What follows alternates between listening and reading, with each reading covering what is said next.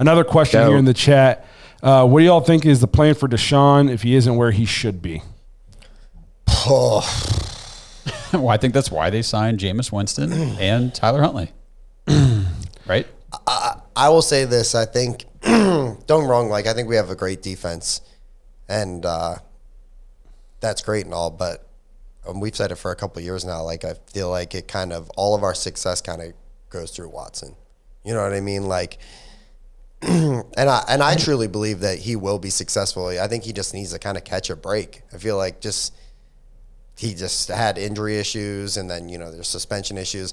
I'd like to just see one full season of Watson where we're not talking about rust or just amen. Or drama or anything. I just want to see the guy go out and and I'm not even saying he's got to be 2020 Texans, like, just balling out. Like, I'd love that. Don't get me wrong, that'd be great. But give me 75% of that. I think we win a lot of games. You know what I mean? I think like Jake Burns said this year, his expectation would be for him to be like a top 10 quarterback. Yes, sure. And then going into like the fourth year or whatever, he should be like a top 6 to 7 at worst quarterback, based on what we gave up and what we're paying him. And that, to me, I think those would be fair expectations. If he's a top 10 and he's 9 or 10, we're still going to hear a bunch of shit this year. Yeah. You know what I mean? But Right. like you said, if he's playing at a top 9 or 10 level, we're probably winning a good amount of football games. Yes. I always get a little bit, and when people start saying, like, he needs to be top this number, I'm like, well, top this number in what? Well, top this number in yards. Okay, well, you're going to probably have some quarterbacks that are, Derek Anderson was high in yards, but it was a lot of garbage time yards or whatever. You have quarterbacks who just get a lot of yards, but maybe their team's not winning. I'd rather, if our team is balanced and we're running a good offense, we got a good run game, we're passing the ball well, as long as we're winning games. Correct. I want the team to be top 5 in the league. You know what I mean? So as far as his play, he just needs to limit the turnovers and help us win games. Like, that's what he's here to do. He's not here to be a 5,000-yard passer. Yes, that's nice. Mm-hmm. But if he throws for 5,000 yards, we don't make the playoffs. Who cares? Yeah. It doesn't matter. So I know like winning games but he needs to also occasionally be the reason we won the game. like in the Ravens game. Like, Yes. basically for me, he just needs to pick up where he left off because he's talked about this on his podcast. He always starts the seasons kind of slow, gets his footing. And I think most offenses kind of do. It kind of takes a few weeks to Joe really Burrow click. sucks ass the first month of every season. There you go. You know what I mean? Yeah, I need to see Deshaun Watson later in the season and when he's in mid-season form, like they say. Mm-hmm. I just haven't seen it yet. So he says if he's not where he should be. So then in my opinion, that means you can't hold it if the guy is injured. Right. Yes, you can take that into account down the road when you're judging the trade. When you're grading the trade, you can say he just couldn't stay healthy.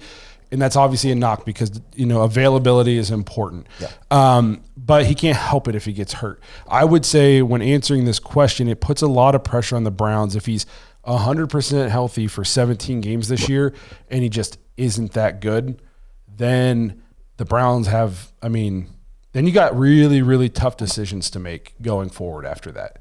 Like, do you bench a guy who's making $230 million? Yeah, I don't think so, but I don't know. I feel like this is the kind of organization that can do that. And if you have to bench him and because he's not playing well and then that becomes a distraction, you got to pay him anyways.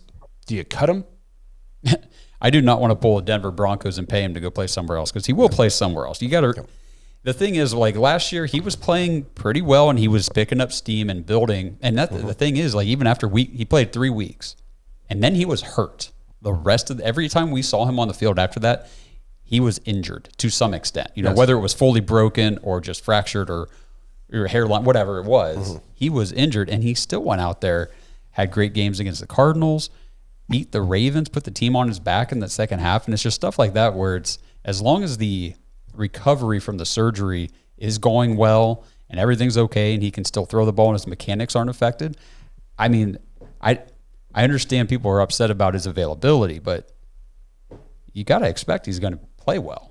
He's going to continue where he left off. Yes, I've thrown out the hypothetical if he doesn't play well, puts pressure on the Browns. I want people who are watching. I don't want this this clip to get retweeted a million times saying I'm saying to cut Deshaun. I'm just throwing out hypotheticals Right. and answering questions. I expect him, if he's healthy, I'm hopeful and expecting him to play well. Yeah. That is the expectation. Okay. Yep. And then if, Just want that dude. I just want that dude to freaking not stiff arm Steelers. I want him to go down early. Don't take a lot of hits. When you're running, if you're past the first down marker, just slide, bro. Just slide and live for another day. Because there's times where he was frustrated, and I think he absorbed way too many hits and tried to wait way too long to get the ball down the field. And he listened to too much of the chatter. The guy's just got to be himself. He knows that. And he can be a top 10 quarterback. He's got the God-given abilities to do it. So just let it happen. And again, I'll use my last line. Just don't overthink it. Just get rid of the ball. Stay healthy, man. That's what I got to see. I think Jake talked about this too. He just needs to play with confidence. Yes. He needs to come out and just know I'm a good football player. And he needs to know if I throw a pick, it's not the end of the world. I'll come back out and get to play football again. And I'm not at risk of losing my job. I'm not going to lose my job in one play, and I'm not going to, earn my next contract in one play. Just go out and play loose and play confident and believe what your eyes are seeing and let it rip. Play loose, play free. Because I think, like Kenny said, he's in his head trying to do too much. Like he's trying to legitimize the trade in one play. You know what I mean? Like every play, like he's dropping back and he's like, if I can hit a bomb right now, everybody will say the trade was worth it. And you know what I mean? And he can speak confidently in the media and tell us like, oh, I know what I can do and none of this stuff. But internally in his head, there's so much outside chatter. It's impossible to block all of it out. Absolutely. And you're right. I mean, if he's trying to, legitimize the move to get him in one play in an offense, like Jake Burns had said, that doesn't really suit him. You know what I mean? So I think that there's, not only is there confidence issues with, well, it's been a while since I've done this.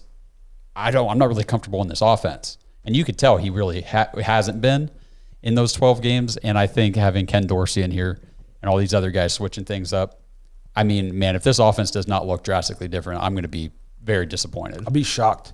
I don't know how it could not, with all the different voices they're bringing in, and I love what they did in talent. Yes. I just don't understand how it couldn't look different. I think it's going to be night and day compared to what we've seen the last 2 years of the offense. Aaron, to answer your question, Watson has started throwing as of a few weeks ago. I think he was up to like 40 yards. People were saying he was throwing. So he is throwing. And he's been there through all the offseason or the workouts that they're doing in Berea. So. Thanks for listening to another episode of the Dawgs Podcast. Make sure you subscribe on YouTube and follow us on Twitter at the Dawgs Podcast. Get your thoughts on the show at thedawgspodcast.com.